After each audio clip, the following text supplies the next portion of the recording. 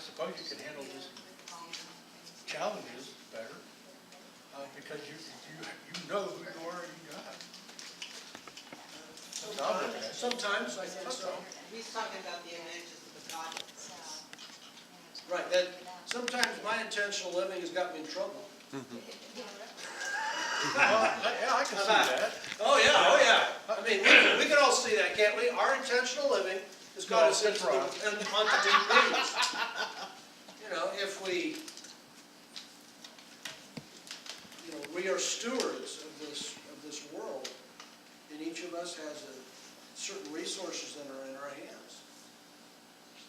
And if we squander them or misuse them in some ways, like money, time, relationships, you know, how we intentionally use our money and time and relationships and all the different resources that are in our hands. That's a trust that God has given us. So how do we intentionally, willy-nilly do what we feel? What's the difference? Any more advantages? Advantages? I never thought I was a goal setter, but I live intentionally. That's, So if I'm living intentionally, I am setting goals. They may not be what I consider to be goals, but they are something that gives me a purpose. And if I don't have a purpose, then I might as well not get up in the morning. I can be lazy, I sit back and I just kind of let life go. And it goes where it goes. But if I make my intentional things primary over everything else, then when something comes up, I'm not able to help someone, or if I can set them aside, then they're not that. That's where I see it happening, where you allow for the spontaneous or the urgent thing that comes up. Like if my child has a need, I easily just drop those other things because I can do those intentional things later. But if I don't have a list, I can be in trouble. And like the disadvantages, we can become human doings. And our intentions can be all about the wrong things. Like discipleship is not trying harder. Discipleship is falling in love with Jesus. Those are two very different intentions. that's correct.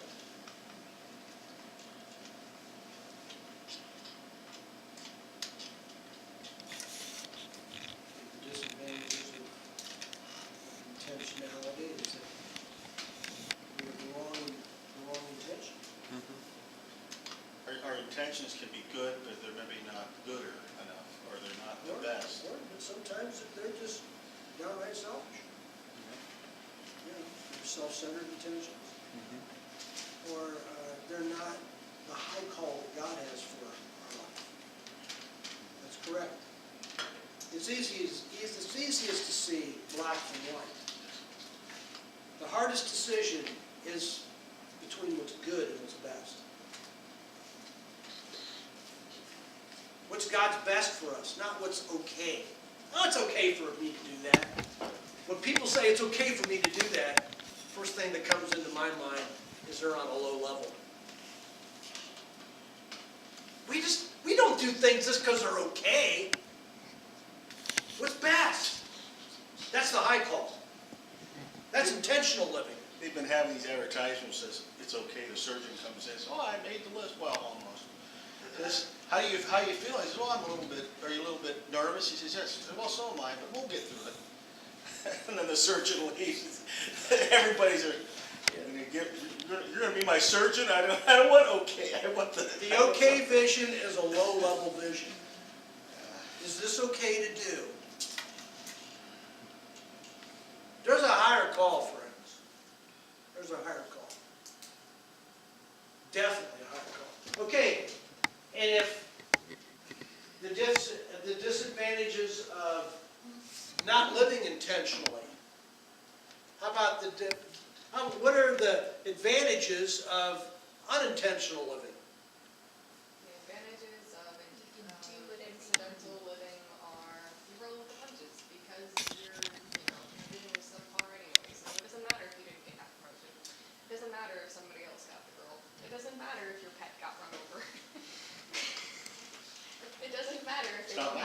of chocolate that you want. Having said that, doesn't that say that one of the disadvantages of that is your emotions come out more? You're running on emotion, even though you may have good intentions, you may be angry that day, and it's working behind what you're trying to accomplish. Or you're sad, your dog got run over. You may want to help somebody, but you can't all be there. It's part of you is the heart, it's part of it's doing something else. Oh, a disadvantage of intentional living is that it requires energy to be intentional, which means that there has to be maintenance. Incidental living does not require maintenance. But in, We're propelled for in intentional living, most energy. what did Jesus do? He often went away to lonely places and prayed. That was intentional. It's building margin in our life. It's building time in our life to refuel. That's intentional. Because if you don't, many people just run around for everybody else, neglect themselves. I think most of us live our lives intentionally, but we're not aware of our intentions. I think most everybody lives intentionally in some manner. Well, like Lewis Smead says, looking good, feeling good, and making good are very good goods, but very bad gods. That's good. Everybody has some intention. The intention is that I don't expend energy. Okay, that's my intention. My intention is not to engage. Okay. I don't want to get involved. Or not to get hurt. Not to get hurt. Or Those not are, to get disappointed. right, those are all intentions. I believe we all live intentionally, but we're not maybe aware. Most of our life is like the iceberg. We are aware of what's above the water, but the majority of the iceberg is where? Way below the surface. Below the surface. We're only aware of what pops up. And eventually, have you ever been aware of that? You're with somebody or all of a sudden something popped up? I think that's what happened to you today. Something popped up here today, didn't it? And then you became aware of some of your intentions or what you did or what you didn't do and how you did it and how you didn't do it. And then that's where we start to grow.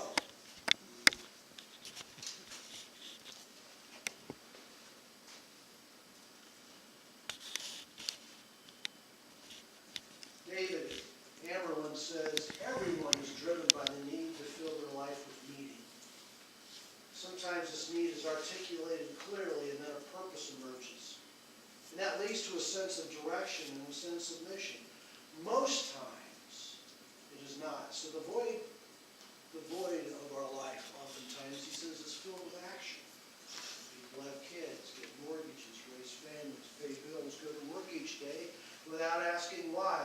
Action fills the void nicely. Makes each day feel tiring. But without a sense of purpose, without a sense of vision, it leads to a pattern of behavior that doesn't lead anywhere.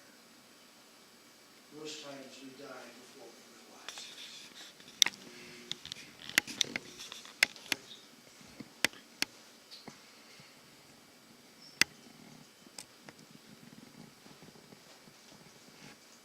As you ramble through life, whatever be your goal, keep your eye on the donut and not on the hole. That's a good Mission for our I think it's surroundings here. As you ramble through life, whatever be your goal, keep your eye on the donut. What's the donut? Oftentimes we look at the holes. I don't have this, I don't have this, why not this, why did we do that? What's the donut?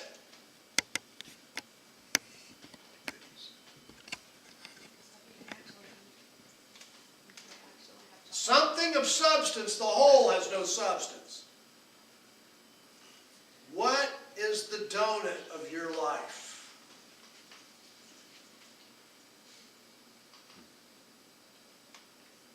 Some people, they live negatively, and it's all about the whole for them. It's all about the lack, all about what they don't have, all about what they wish they had, well, what didn't happen, what I should have done. Oh my goodness, there's no future there. There's no future in the whole, is there? What's the donut? One person says the main thing is that the main thing needs to be the main thing. So what's the main thing?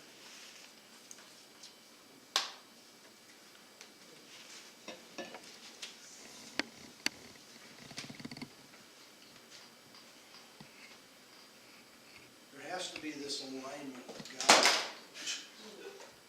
Oops. There needs to be this alignment with God if we are going to walk in the higher call.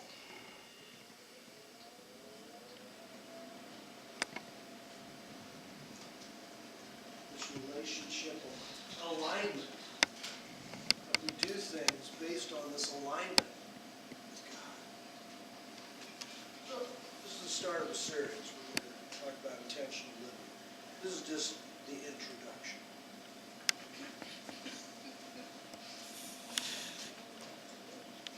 Is this the donut?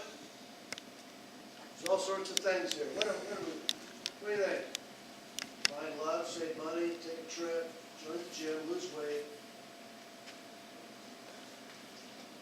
All the, this time of the year, we have lots of these. This is what I'm going to do this year. I need to do this year. Is that it? I think their focus needs more focus. Center on one. That could be one. Oh, okay, just choose one. But is that the one? How do you know that's the one? I've heard this so many times. Oh, I know God's got a purpose for me. I just don't know what it is. Oh my goodness. Every year is the same thing. And since I don't know what it is, I'm just going to live my life my way. That ain't the right, that's not the right strategy.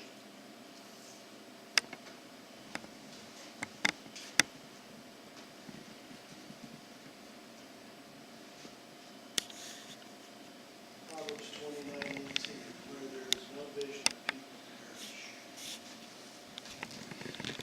That's the first half of the verse. What's the second half of the verse? What now? I was just looking at that picture, I said, that's our picture. There's our picture! Except their hands are closer than these, but anyway. That's our picture. Okay, so, well, there's no vision, the people perish. I think we understand that. If you don't have a vision, but what's the second half of the And verse? where there's no something, where people run amok. It's like one of those parallelisms, but I can't. What? I want someone to look it up. What is it? What's that? What's the second half of the verse? Where there is no vision, the people perish.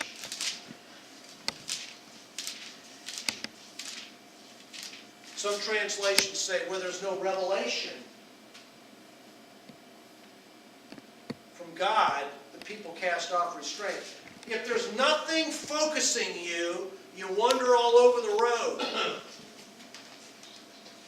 How many understand that? If there's nothing focusing you, have you been, some of these country roads, man, there's no line. People don't know how to drive. There's no line. I don't know.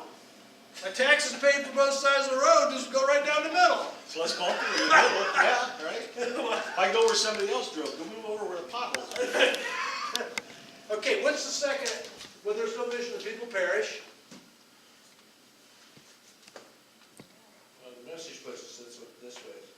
People can't see what God's doing. They stumble all over themselves. Okay, that's the first half of the verse. But when they attend to what He reveals,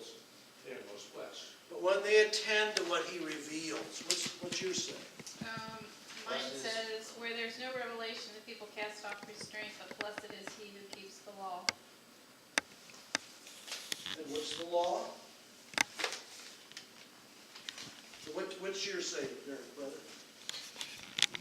Where there is no revelation, people cast off restraint, but blessed is the one who heeds wisdom's instruction. Heeds wisdom's instruction. Learns a lesson. Learning lessons. The new living. Okay, New Living. When people do not accept divine guidance, they run wild, but whoever obeys the law is joyful. Okay, and what's the law? What's wisdom? God's It's- revealed will. What's God revealed to you?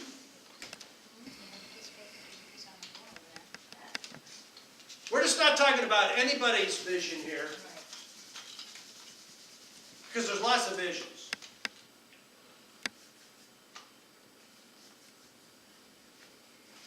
If you jumped on Microsoft's wagon in November, you've lost a lot of money by now. If you've invested in November, you made a little bit, but now you've really tanked out a bit. You've lost some money. I mean, there's a vision. People have visions. People have ideas. People have thoughts. So what would it mean to know what God's design is for you right now at your time and stage of life, wherever you are? What would it mean to know God's purpose and plan and intention for who you are, and what you are to do and think? What would it mean? That's what we're going to be exploring. Not today, in this series. Today is a little different.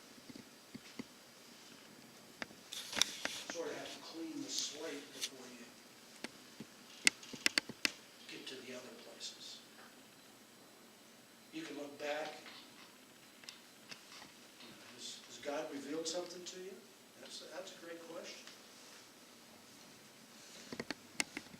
If he has, are you doing it? If not, why not? If he has, maybe he has, but you don't think he has. I don't know. He's probably talking. That means you have to get into God. You got to go to where God's speaking in order to hear God. That has to be one of our first intentions. At any time during this past year, did you have intentional goals? If yes, are you still embracing and pursuing those goals? Why or why not? In your estimation, was the goal worth it? This past year, what were your unintentional goals? What's an unintentional goal? I think it's a goal that's under the surface. Like Keith says, I didn't think I had goals. There are goals under the surface. It's like you set your clock. Why are you setting your clock if you don't have any intentions? Well, you have an intention. It might be an unintentional goal. It's not like on the forefront of your head. Like this is a goal. Wake me up so I can go back to sleep. Or you wake up to go to some appointment. You wake up to go to work. Why? That's a goal. Why is that goal? How you doing on that goal? This past year, what were your unintentional goals? In your estimation, were your unintentional goals worth it? All right, let's get in our little groups again. The big deal is about saying what really goals have we had, and are they worth it? Because you know as well as I do, if they ain't worth it, you're gonna cast them aside. So one of the statements about goals here, or about intentional living, is we have to actually want it. If we don't want this, if we don't want what God wants, guess who's going to win?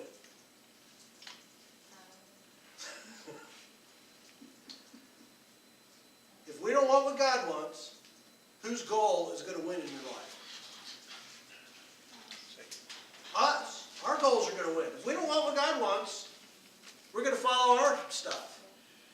you know, what does it, you know, we have to have a passion about it. In order to be intentional, we have to have passion. All right, enough of that, let's get into the little questions.